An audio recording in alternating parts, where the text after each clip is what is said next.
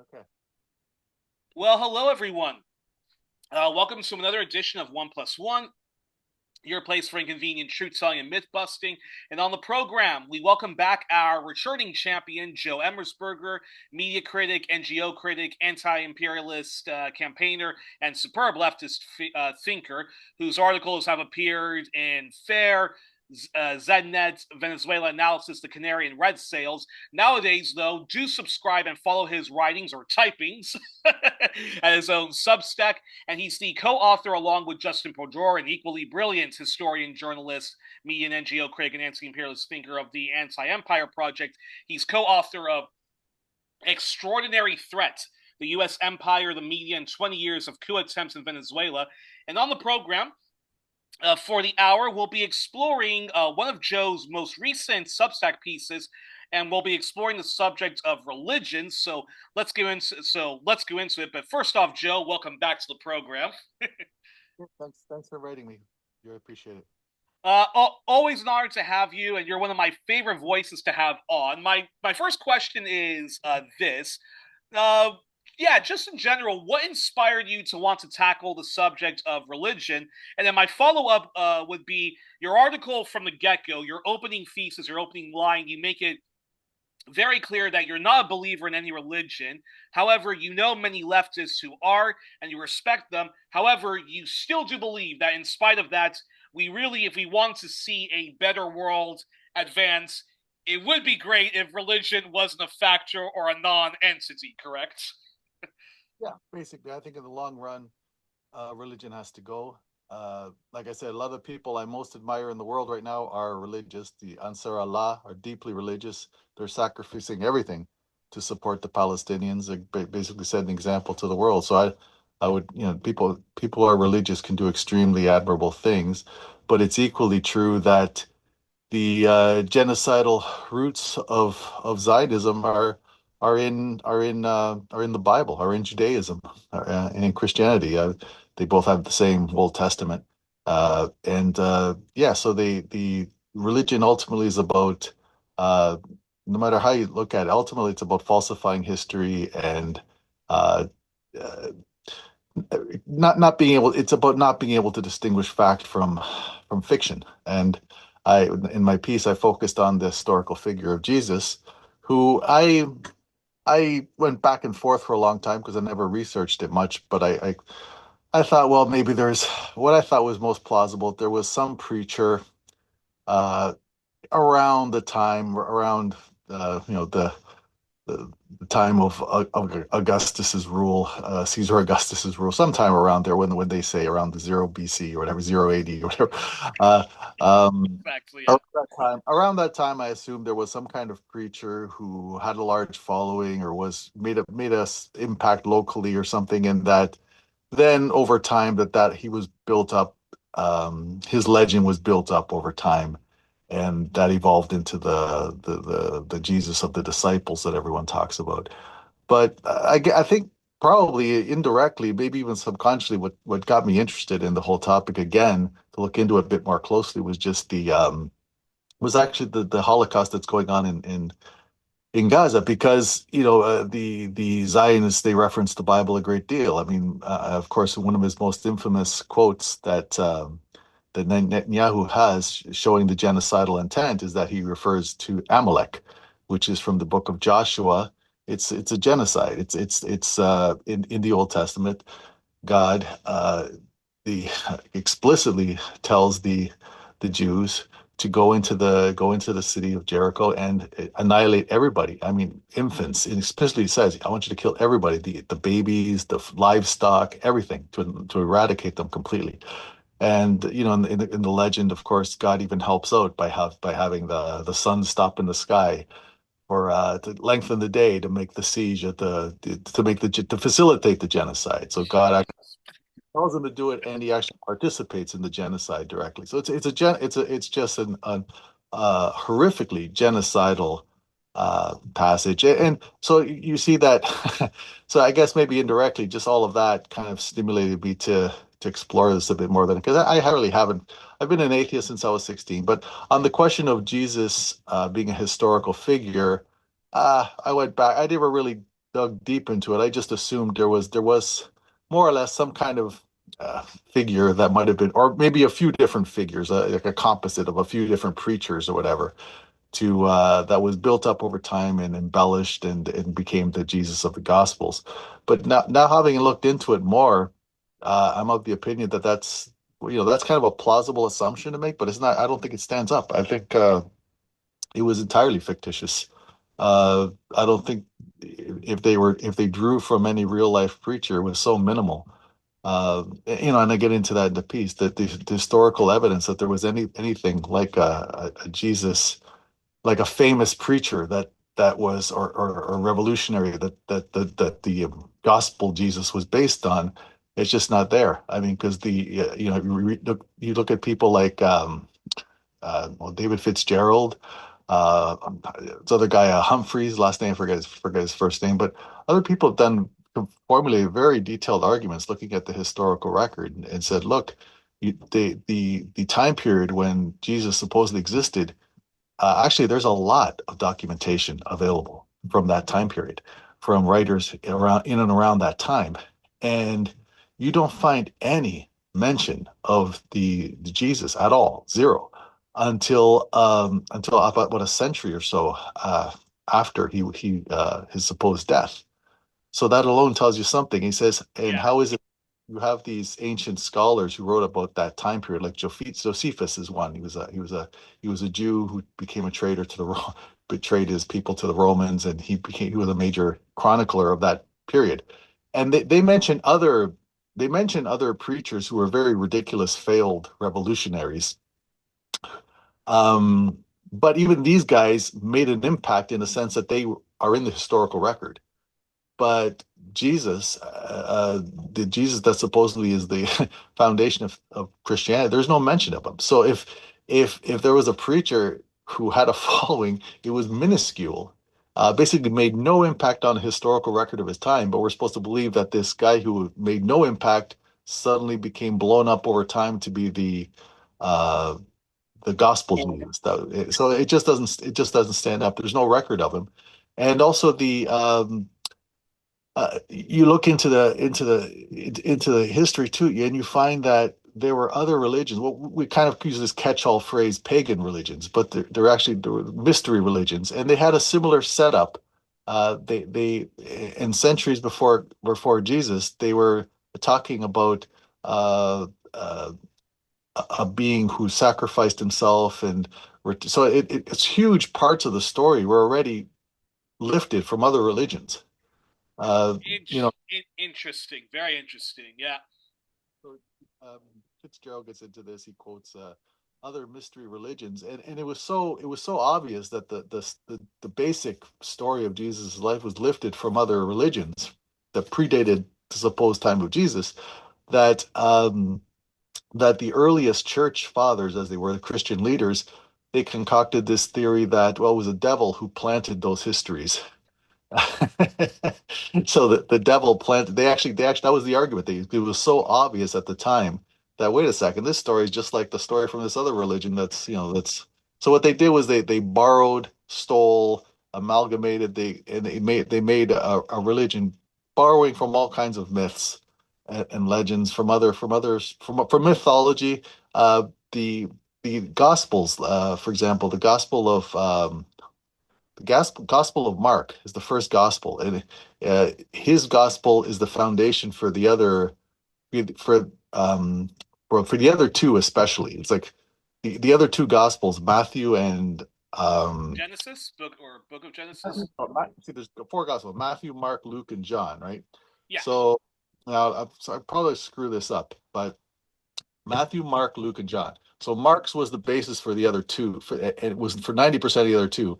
And I can't remember whether I have to look back at my notes, but whether it was John or Luke. But the other gospel was a bit more embellished.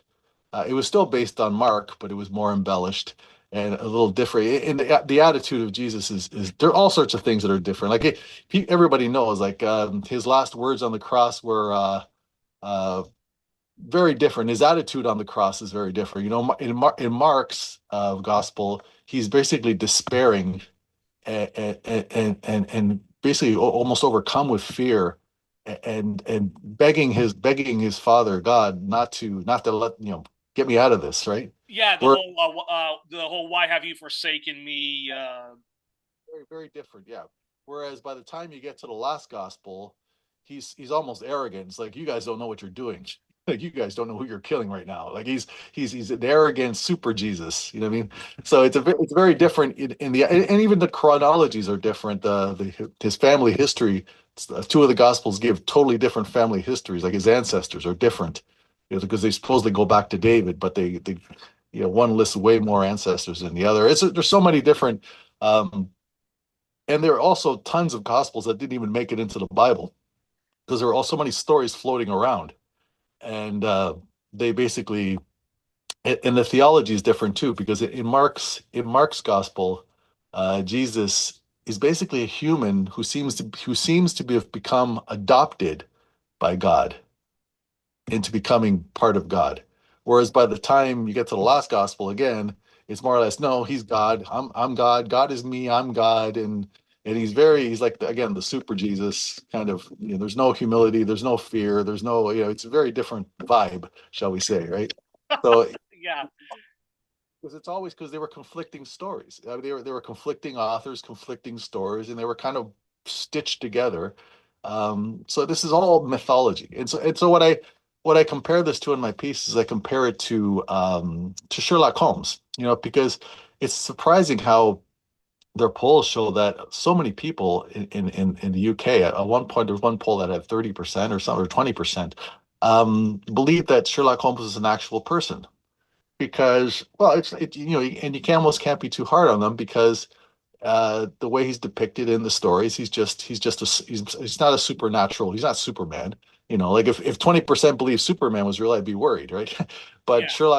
Sherlock Holmes is not a Superman. He's just a really smart guy who has extremely keen powers of observation and deduction and all that. So, and his story is told, as what he was written, and the author wrote him in the same time that he lived. So Arthur Conan Doyle, he wrote about Sherlock Holmes in the same time he lived, and gave him a more or less realistic home address in London. Even technically, his street address did not exist until like a few decades after the supposed last story came out. But anyways, gave him a more or less realistic history, a realistic scenario, right? A realistic story. So people believed he was real, and something like that applies to so. But what happens then is that, so many other stories then become based on Sherlock Holmes, right? So, like, about a doctor, and the creator of the show says, everybody based it on Sherlock Uh-oh. Holmes. Actually, Where actually, even his best friend is based on actually, Dr. Joe. Watson. Actually, Joe. One moment. Sorry, I'm having some internet connection problems. One moment. One moment, though. Okay. Okay. I think it's working again. Yeah. Actually, can you repeat what you were just saying? Actually, sorry about that, Joe. Oh, From where? From which part? yeah. Okay. So, can you talk about how a lot of people think of Arthur Conan Doyle Sherlock Holmes very real because of the setting and how realistic the stories were, and then you have other people who were inspired by the stories who more or less kind of regurgitate the excellent DNA testings of the crimes and whatnot. Yeah, they apply the same basic storylines. They borrow the storylines, change them to a different character. Like House MD is an example, and the creators of the show said, yeah, we based House MD was totally based on Sherlock Holmes. That was the major template they used. So with the Jesus story, it's the same thing. It's a story based on other stories.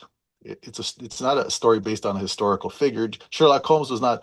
I mean, I mean, Arthur Conan Doyle did have a lecturer as his inspiration, but he wasn't really, he consulted with the police on some stories, so there's some similarities there, but even then it's pretty weak. I mean, nobody would say that this Dr. Bell, who was the real life inspiration for Sherlock Holmes, Nobody would say, "Oh, he was the real Sherlock Holmes." He wasn't the real Sherlock Holmes. He was the a real person who inspired the story. But in Exactly. the case of Jesus, we don't really have that. We don't really have like a real person. That's what I kind of assumed all along. There was a real person, and there was kind of a weak correlation or a weak resemblance, and that inspired the story. What we have more with Jesus is more like something like House MD, where it's a story that was derived from other stories, that was stitched together from other stories. And yeah, and so and of course over time there's it's funny because some of the pushback when you say this, some of the pushback you get is from people, even from atheists sometimes, and they'll say, well, the consensus among historians is that Jesus was a real figure, and but then you look into it and you see, well, first of all, I mean, anyone who knows anything about history knows that history, like economics, is very politicized.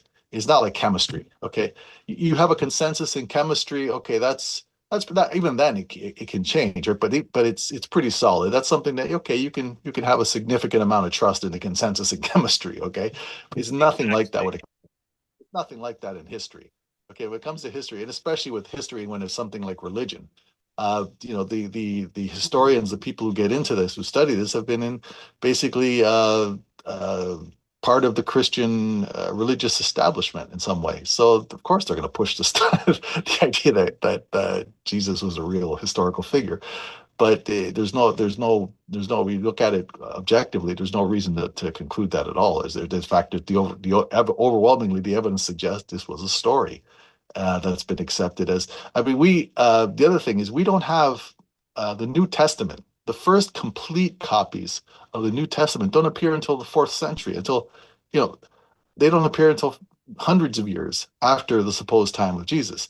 Before that, we do have fragments, written in Greek, by the way. Um, there are fragments of the Gospels that were found, like size of credit card fragments that Yeah. they found. But the first complete copies of the New Testament aren't found until 400 years later, and even those older copies are written in Greek.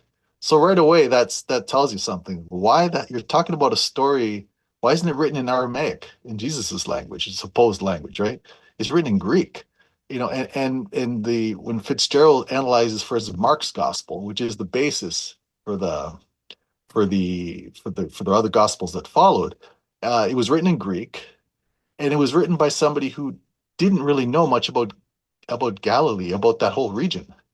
For example, he talks about storms on the Sea of Galilee, but he says anyone who knows that the Sea of Galilee is too small he envisioned it as this monstrously large sea that had storms and lasted hours and stuff, and said, no, you don't have you could go across the sea in a boat. You could get across there like in a few hours or something. I mean, it's not like it's not like so it was like basic errors like that, lots of errors. So it's this guy was a Greek writing about a region he didn't really know. Um, and he was a well-educated Greek, and he gets into how the story is constructed. It's a story. It's not even clear that he intended it to be believed as a history. And so that's the other thing. This is something apparently invented by Greeks. Uh, and yeah, so what you don't even have something written in Jesus's language or anything. And so it's yeah, everything again, just everywhere you look, you point to this being a story derived from other stories, derived from, I mean, this was a well-educated, whoever Mark, we don't, his name wasn't Mark, that was a name that was assigned to him. But whoever this Greek person was who wrote that gospel, he was obviously familiar with Homer, right? He was familiar with those mythology. This was a guy who constructed a story. Um, and even Homer, by the way, we know Homer was not really a person. He was probably a few people, right? So Exactly. a lot of people just you go back in time, it's hard to pin down who's real and who's not. You have to be very careful. Like we know Julius Caesar was real, right? We know Spartacus was real, right? Spartacus, there's lots written about Spartacus. Uh, because he led this major slave rebellion. Tons written about him. Thousands of his followers were crucified. This was around the time sure, around then about the time of when Jesus supposed to exist. So here's records of him. He made the historical record because he did something significant. And uh, nothing like that for the Christians, though. I mean, nothing, no mention of them. So this is again, everything points to it being a story. And say, well, and it matters because it matters that we look at history, and we look at history and distinguish fact from fiction. I mean, it matters. Like I say, I don't think in the long run we can go on uh, as if we are able to progress to a more civilized. I think we will have to learn to value facts over fiction over fantasy, and that's why I think ultimately I think religion has to go. In spite of the fact that yes, of course, religious people can do extremely admirable things, and but the flip side is it's the extremely despicable things, horrific things that also stem from this habit of not being able to tell the truth, of not being able to let go of fantasy and appreciate and value fact. I have to have you come on to do another show because the fact that you brought because the facts in your Substack piece, the fact that you brought up Arthur Conan Doyle and Sherlock Holmes is very interesting because I've been doing a lot of research on propaganda and how the police use their own propaganda to continue to sell us the lie that okay, the police, yes, they can be racist thugs at times, but we still need them as a necessary evil against the serial killers and so forth. And recently, the past 2 years, I've actually been doing a lot of research and how the police are actually, part of my language, but are really shit actually at catching serial killers, whether it's the real life cases of Robert Pickton, John Wayne Gacy, Jeffrey Dahmer, and stuff like that. So I'm gonna have you come back on the program to actually discuss propaganda and so forth because I thought that was quite interesting how you use the story of Sherlock Holmes, the first real propaganda, and compare and contrast that with Jesus. But going back to religion, I wanted a response on the following. So this is one of my favorite stories I often play in my head about the late Glenn Ford, the former executive editor of Black Agenda Report, news commentary analysis from Black Left Perspective. There's an interview with Glenn on the Real News Network where he was a regular guest on. He's talking to Paul Jay, the senior editor at the time, about his first journalism gig working at a radio station owned by the legendary James Brown. And he's told, you know, as he's gotten his job before he goes to air, these are the folks to contact whenever the news breaks or if you need response on such and such. Glenn said he looked at the names and the photos and it was Father this, Bishop that, Reverend this, and Glenn said that he took the names that he took the notes on the board and he threw it in the trash. When Paul J asked him why, befuddled by it, Ford said the following.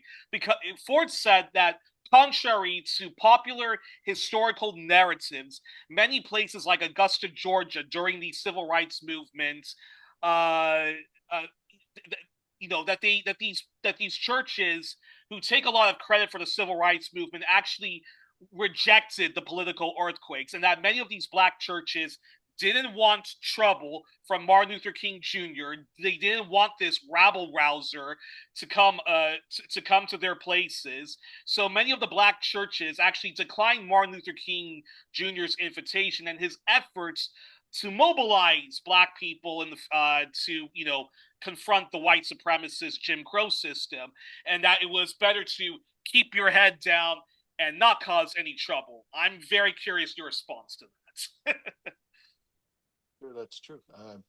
I mean, I've been reading a bit about the sit-down strike in the famous sit-down strike in the 1930s in Flint, and the white unionists they really struggled to get the black workers on to support the strike. They basically failed to do it, and part of the reason it failed, well, the black community didn't trust the white unions, didn't trust that they would do anything except, yeah, get our support when you need it, and then sell us out. As soon as you get the contracts, you're gonna keep us in the same crappy jobs we're in now, and it's just gonna be for whites.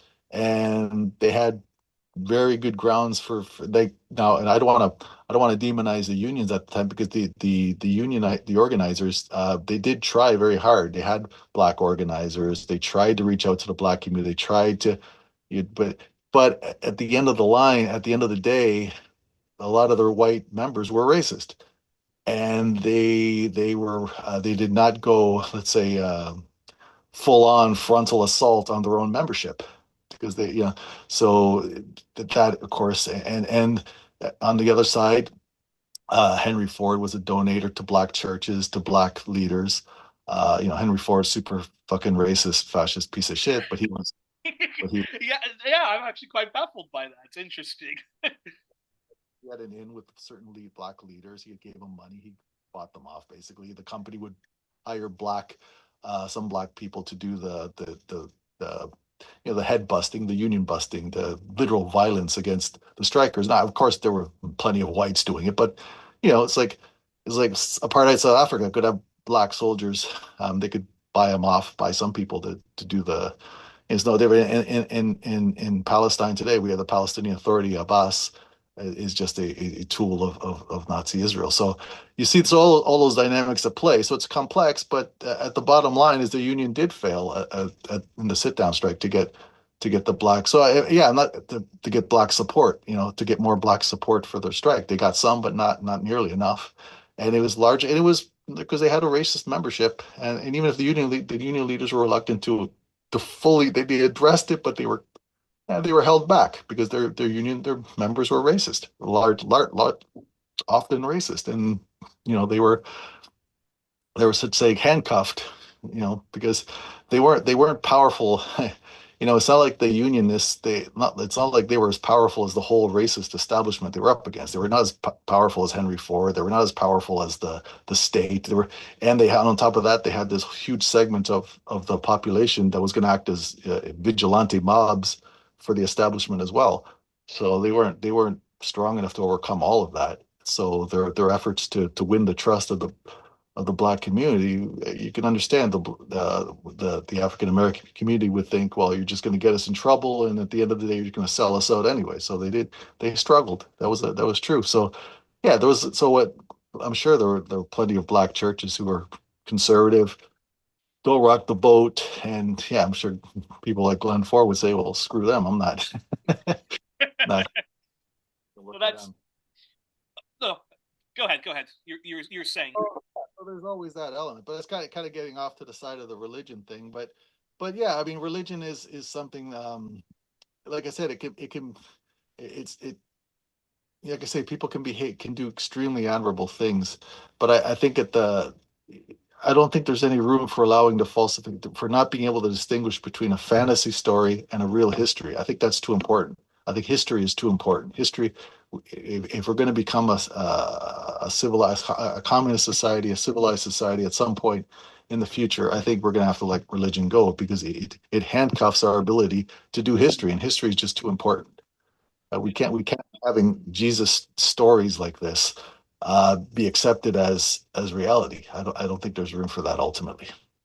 Another incredible story I wanted to respond on was the following. I did a series of interviews on the history of British colonialism in Ireland, settler colonialism in Northern Ireland, and the Republic of Ireland, which sadly, despite so many socialists and the broad church of leftists being part of the independence struggle, Ireland sadly became a capitalist state, and to this day, it's a neoliberal country with gross gaps between rich and poor, lots of homelessness, banks and corporations that run roughshod over the majority working class, working poor people, and like England and elsewhere, the cost of education, particularly universities and colleges, is so overpriced that people go into debt to study and pay off that predatory loan. And Eugene McCartan, the now retired General Secretary of the Communist Party of Ireland, I did 3 interviews with on Irish history and current affairs. He said that though Catholicism is very much indigenous to Ireland, it's a cultural identity that easily unifies the masses and whatnot. He said that the Catholic Church often kneecapped the popular left movement and the most radical anti colonial elements and also the most radical left voices.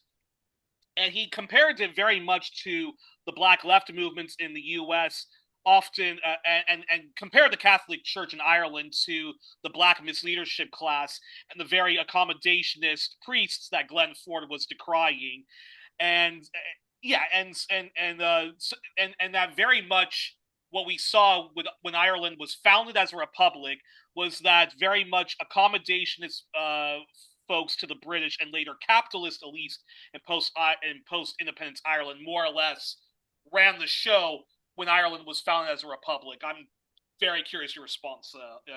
Yeah, very curious your response on that. Yeah, I don't. I mean, I'm sure that's true. I don't really have a response per se, but yeah, I mean, it. Like I say, these are stories, right? What I keep going back to is though is you can't tolerate falsified history because stories can be interpreted different ways. Myths can be interpreted. They can like the case of Ansar Allah, the case of the Palestinian fire. Many of whom, not all, but many of whom are deep believers in Islam, right? Obviously, you can do inspiring, courageous things and be religious.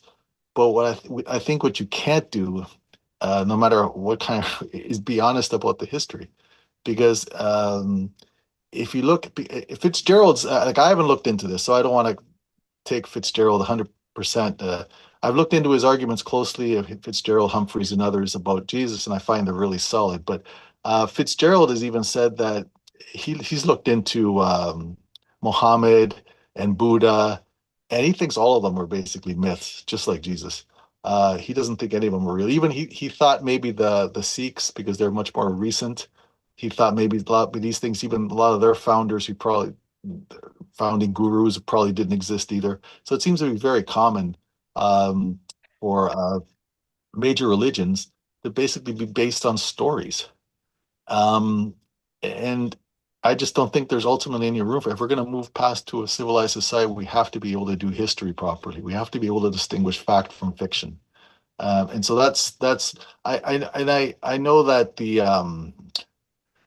you know what you describe. Well, look at the Pope. What the statement the Pope just came out. The new Pope, he just came out with a statement, basically just a disgusting. I appeal to both Palestinians, and he didn't even mention. He said both parties. He didn't even have the guts to name Israel, but Exactly. it was a disgusting statement from a major religious figure. Just a massive failure just at a moment when it should have been extremely easy for anyone with minimal decency to call out the perpetrator of a live stream Holocaust. He couldn't do it. So yeah, I mean, I totally sympathize with people who look at things like that and say, well, uh, there's a reason to trash religion. I mean that alone is enough. But I think the problem with that is that, well, somebody can always come back and say, okay, sure, you can point to all these examples of X, Y, Z who did this, but I can point you all these religious guys X, Y, and so I mentioned Ansar Allah. That's why I mentioned those guys. Actually, well, I can come up with examples of religious people who are being extremely noble and praiseworthy. And I guess my answer to that again is that truth matters, distinguishing between fantasy, mythology, and actual historical fact. That matters. It matters too much for me to say, religion is something that could be taught in the long term. No, I think it has to go. And do you feel what I just described with the black churches in the US and the Catholic churches in present day, the Republic of Ireland and Northern Ireland, still part of the UK or Great Britain as it's called, that we see similar dynamics in the Middle East or West Asia or South Asia, where the churches, the mosques, and different temples, and even the indigenous religions that existed long before Christianity and Islam. And here I'm talking about Africa and the Caribbean nations and other small nations. Do you find these religious institutions do often kneecap much needed, bold, and radical leftist people power movements, and why there is still a lot of patriarchal and, dare I say, misogynistic attitudes towards women or heteronormative beliefs, and a lot of hostility to the queer community and many gender conforming views, or the mother of all bigotry, which is sectarianism and tribalism, which is an ongoing curse. That a lot of that basic basically what I'm trying to say is that religions do often just destroy much needed unity when we talk about the region of West Asia, South Asia, and Africa. Correct? I don't know. I think that might be a little bit simplistic. Like I said, we're witnessing religious people being able to unite in a non-sectarian fashion, like the Palestinian fighters. So I don't want to get carried away and just with a broadside against religion always being a reactionary force. Yeah. I wouldn't want to get carried away with that, and I certainly don't want to contribute because remember part of imperialism is also uh, disparaging the religions of other peoples. For example, one of the most disparaged religions ever is voodoo. Um, they Yes, hate very much so. Yeah.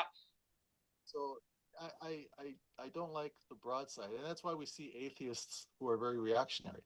Uh, Atheists use atheism as basically an excuse to be Islamophobic and be racist, basically, and they try to cover it as atheism, but it's just imperial uh, Western supremacy chauvinism and so forth. Yeah. attitudes that they're trying to cover up as atheism. So I'm very weary of that.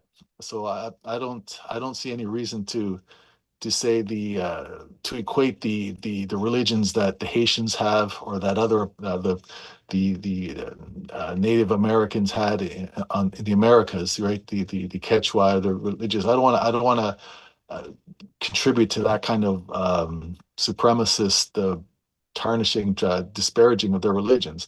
I mean, religions are based at heart. Mythologies or really dogmas, right, that people have, and typically they've often been uh, the dominant rulers, right, have always had some kind of religious notions that they enforce. For example, Christianity was a minimal was a marginal, very marginal religious sect for centuries, right, for the first few centuries. And what happened was that it finally managed to get the ear of Constantine or get the attention of Constantine, the Roman emperor, right? And when that happened, now Constantine himself did not become Christian, contrary to what some people say, but he became very tolerant of it, respectful of it, and he let them in. And apparently his mother apparently was very Christian, though. She actually went to Palestine and went, looking around for Nazareth and stuff. Yeah, she wanted to see these places that she read. But what happened was um, around that time, uh, Christianity basically became the official religion of a major empire, Yeah. and it became ruthless, and it used that power to ruthlessly enforce its its thinking. And so that's why it destroyed so many texts from other religions that we don't have. So many things because it destroyed them. So many documents that we would love to have that they destroyed. Now, of course, there's also just historically it was at that time things burned easily, so it was so things also, but they also destroyed. They lied. They invented passages in the Bible. They forged passages. They've been caught forging passages of the Bible. The other major scam they perpetrated was, they claimed to have all these holy relics, like the pieces of the cross Jesus was crucified on, all these things that they could not have possibly have had or known to have had. So, and yet for centuries they went around telling they had holy relics all over the place. People, this is the bone of, this is the hair of Jesus, this is the piece of his cross, all these things that they claimed to have, which is just a monstrous scam, right? I mean, they didn't even let people read the Bible because it was so, they didn't even trust them to read the Bible directly themselves. It was all crowded and clouded in mystery. So so remember when powerful people use religion, they use it in one way. And it's obvious how they use it, right? It's obvious to instill subordination and submissiveness to the, give to Caesar what Caesar's. That's how it's used, right? Um, but that doesn't mean that's the only way it can be used. Okay, so that's why I don't want to, and it's so that's why I don't want to get into the too much of a broadside on in that from that point of view. However, uh, I do say that again, history is too important. History is too important to let any kind of religion um, basically impede our ability to do history properly. So that's where I think ultimately, and I say ultimately because I don't think this is I'm not going to go around trying to, it's something that has to be approached carefully and respectfully, right? It's not, and not to become in any way like these like Dawkins and Exactly. A liberal bigot, more or less, liberal-ish bigot. So yeah, so I'd be leery of that. But ultimately, I think, in spite of all, with those cautionary remarks, I still think that again, my view is that history is just too important. We have to distinguish between story and reality, and that's too important. So in the long run, I don't think that religion is something we better off without for sure. Well, that's a perfect segue into this question. Now, I recently watched a few weeks ago a documentary on current Brazilian affairs on Netflix. The wonderful documentary filmmaker and actress and screenwriter Petra Costas, who did the brilliant and must-see film on the constitutional coup and lawfare against Dilma Rousseff and the jailing of Lula by Brazil's far right and the rise of Bolsonaro and his far-right terror. And she recently, Edge of Democracy was the name of that one, and she recently did a documentary. I think Tropics of Thunder, I believe it was called. But anyways, she recently did a documentary exploring the far right Christian evangelical movement and its support for Bolsonaro.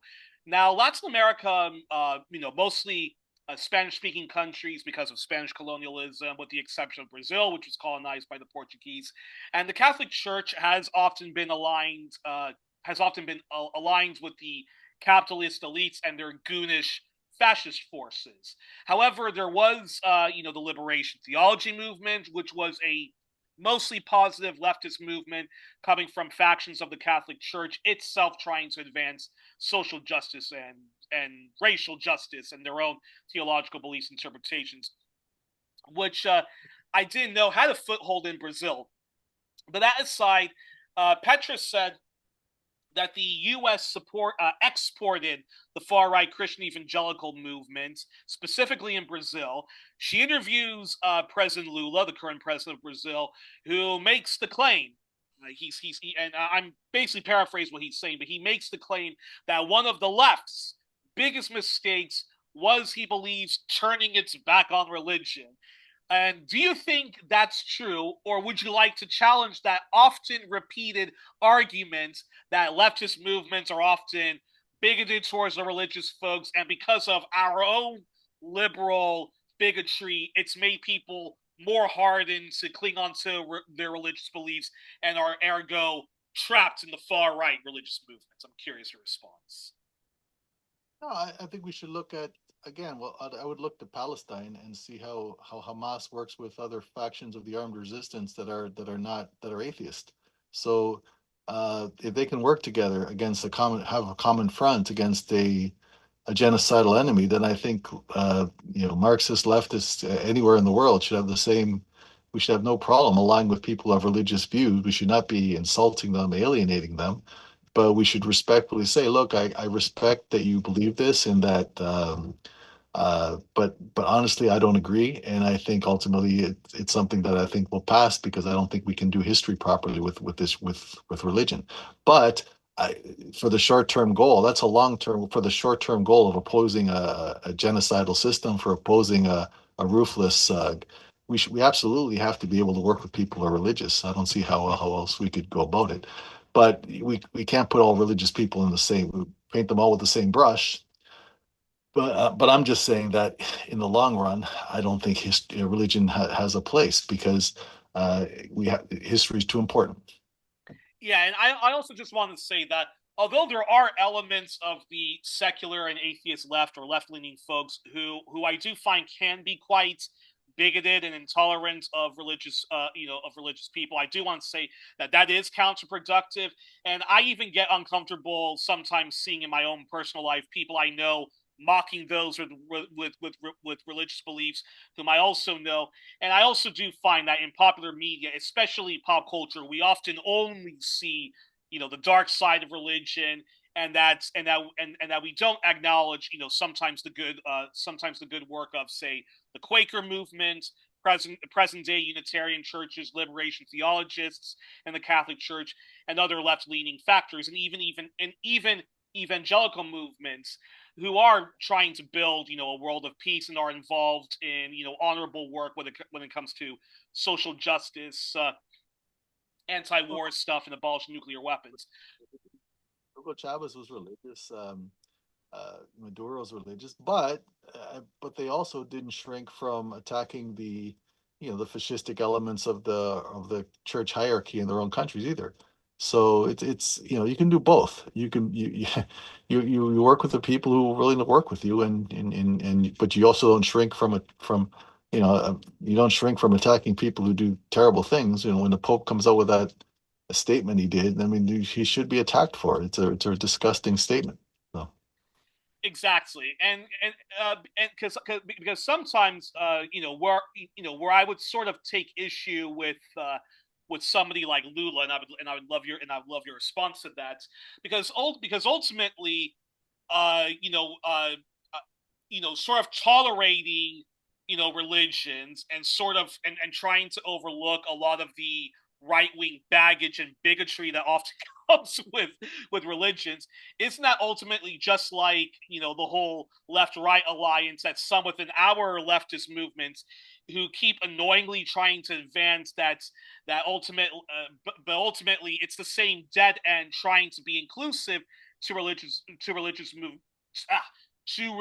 movements because of the very right-wing baggage and the right-wing blind spots, whether it's women's role in society, hostility to queer liberations, and and so forth like that. Well, yeah, I mean, you don't want to. You want to. Part of it is the pro. We have it ingrained in our heads that we have to have the widest possible alliance, and I don't. I just don't. I don't accept that. I mean, uh, again, let's take it to Palestine again because I mean, it's just the issue that's just weighing on everybody's mind. Yeah, Um, the you have to be the you have to be anti-Zionist. I mean, you can't try to pander to Zionists at this point of any kind.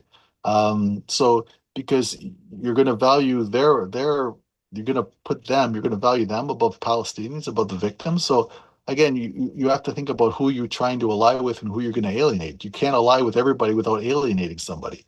So if they're going to tell me, oh, you don't want to alienate the white working class who is bigoted ideas, and say, okay, so I'm gonna try to win them over and alienate the people they disparage, the non-white working class. Like, no, that's not. exactly. But you can't seek to the widest possible alliance because you're going to alienate people doing that because you inevitably have to. You can't please everybody. So as for Lula, I don't respect Lula. I think he's a snake. Basically, he blocked our Venezuela from getting into BRICS. He disparaged their election results to satisfy the gringos, the United States. And then when Ecuador had a fraudulent election, he immediately recognized the results. So I basically have no time for that guy. I don't. I think he talks about fatal mistake. The guy is totally at this point just captured by U.S. imperialism. I think the time he spent in prison made him worse rather than better. The nicest thing I could say, I hope Bolsonaro or somebody like him doesn't win again in Brazil, but that's about the nicest thing I could say. Final question. Your article does talk about, and even in this conversation, you've talked about the problems of religion, and you also make a very compelling case that Jesus most likely never existed. But in your article, you rightly speak out against what's called the New Atheist movement, led by Sam Harris, Richard Dawkins, the late Christopher Hitchens, and you specifically call out twice in your Substack piece Bill Maher, the host of Nickel and Dime with Bill Maher. I'm sorry, Real Time with Bill Maher. uh, any thoughts? Any thoughts you want to say on those people? And with the ongoing genocide and mass slaughter and the live stream Holocaust that we are seeing, Israel, a Jewish supremacist state, which is what Zionism is and can only be the final logic of Zionism. Are you, as an atheist, though, personally stunned that the new atheist movement can speak out on their annoying far-right Christian neighbors, then speak out on radical Islam, but they always go into that often leads them into an endless marathon of just pure Islamophobia, but not speak out on the state of Israel and the ideology of Zionism, which is Jewish supremacy. Very curious to respond. Yeah, it's not surprising at all. They've always been just the most, monstrous hypocrite. I mean, Zionists were able to pass themselves off as leftists for in the early days of Israel's founding. That was their one of the covers they used was to say they were leftists. So nowadays that's not even used anymore. But yeah, that's always. I mean, hypocrisy comes easily to people like that. They have no. Yeah, I mean, Bill Maher was mocking the Bible, yet he's citing the Bible as evidence that the Jews own Palestine. So I mean, he's just a ridiculous, uh, abhorrent figure. You know, I struggle to say anything about him without just a string of. Exactly, without going without saying so many curse words to describe him. Yeah, he's a disgusting human being, and yeah, so that's not surprising. Of course, they adopt, they want to mock religion, but then cite the Bible. I mean, they're ridiculous people. Yeah, and the atheism is often an excuse for just bigotry and Islamophobia and disparaging other people's the religions of poor people, of people who are not powerful. You know, that's why, like I say, voodoo is one of the religions that are most widely. It's even talked about as if it weren't even a religion, as if it were just something less than a religion. You know, just some. As just some kind of superstitious practice people do, and then they mock it with the whole Yeah, voodoo doll and yeah. It's used as something to represent something less than a religion, something that's just something that's totally primitive and disgusting, and it's so malign. It's so racist. There's absolutely zero justification for. In fact, obviously, because a religion like voodoo is not of an oppressor group, it actually you should be less interested in mocking or disparaging for that very reason. But instead they go after the religion we should be disparaging right now the most is Judaism. I mean, and can talk about how the roots of Judaism, based on its genocidal texts, is deeply linked to Zionism, obviously. And a lot of people don't want to talk about that because they want to be accused of being anti-Semitic. But I think we gotta throw that in the trash can by now. We should lose all fear of telling the Jewish community, look, you're overwhelmingly Zionist, and that is just monstrous. I mean, that there's obviously deep problems in your community and in Judaism itself. But I say it all stems from the problem in all religions, and that is this ability to this need to make us be unable to do history. To basically lie about our history. The whole reason Christianity became what it was is because it got a hold of the enforcement wing of the Roman Empire and just lied for centuries and centuries and made their lies the official truth. So that's what they did, and that's why religion has no place in any kind of civilized society. It ultimately, like I say, in the long term, because I'm saying it's not something we're going to do overnight. And in the short term, we have to ally with people who have religious beliefs. But I think we have to identify that it is a problem. exactly. And well, I actually that's probably a perfect place to end. Well, we were joined on this edition of One Plus One. And by the way, Joe, I couldn't agree with you more. 100% spot on with you. And I will just say, recently, I'll just add one more thing before we close.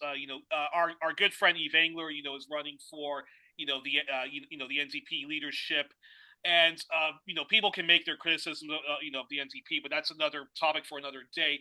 But Eve, fantastic. He's been on the front line of anti-imperialist politics in Canada and trying to myth bust this ridiculous myth that Canada has ever been a force for good in the world, and has done and has been front line in the Palestine Solidarity movement. And still, it's just unbelievable that we're seeing people, including supposedly Jewish anti-Zionists slander him, call him an anti-Semite, engaging in this ridiculous like fucking like tone policing of how he says this and how he frames that, and oh my gosh, like it's like seriously. The Palestinians are dying in their millions and billions, and we're still bending over backwards because we're so afraid of offending, dare I even say, fake Jewish anti-Zionist leftists? Curious response on that before we close. Absolutely. There's no. I've seen it too with Corbyn. Corbyn refuses to denounce Zionism. A lot of his apologists are out there saying, "No, we shouldn't use the word Zion." It's just 100% cowardice at best, or people who really are, like you say, aren't even sincere at all, and just want to keep the just want to prevent or undercut any real opposition to the Holocaust in Gaza. So yeah, 100%. We just have to state the truth. I think he's could maybe even go a little bit further than he does in some ways. I hope he makes a big splash with his NDP leadership. I hope is what I think. I hope what I fear, what I hope he doesn't do is just become this guy who just repeatedly goes back and tries to keep winning the NDP leadership one time after another. I hope he does what he can with this and then breaks off and does something independently and forms an independent party. I don't think they'll let him run, and they certainly will do everything. Even if they allow him to run, they'll do everything possible to rig the vote against him. So uh, I think ultimately he's going to have to just take what he can from this and split off. So that's what I hope he does. Well, and when that happens, or if that happens, that's that's when I'll have you back on 1+1 to debate with Barry Weisled or any member of the NDP Socialist Caucus about why, long overdue that the left in Canada stops trying to take over and reform that party and form something independent. But we're going to close it there. Well, we were joined on this edition of 1+1 with our always fantastic returning champion Joe Emersberger, who, let me remind folks, is a media critic, NGO critic, and anti-imperialist campaigner. You can find the majority of his superb publications at Fair.org, Zednet, Venezuela Analysis, The Canary, and Red Sails, where he did an excellent review of Mein Kampf, amongst other places. Check out all of his latest writings, though, at his own Substack, which I'll make sure to link in the pinned comments on YouTube when this recording is uploaded. And don't forget, folks, Joe is also the co-author with the equally brilliant Justin Pujor of the must-get book, very timely book, Extraordinary Threat, the U.S. Empire, the Media, and 20 Years of Coup Attempts in Venezuela. Joe, all my best. Thank you so much for taking the time to come on a Sunday, an early Sunday afternoon of all times, and looking forward to having you back on again in the future. But for now, yes, all my best. And folks, get involved in the Palestine Solidarity Movement, BDS, and good night and good luck until then.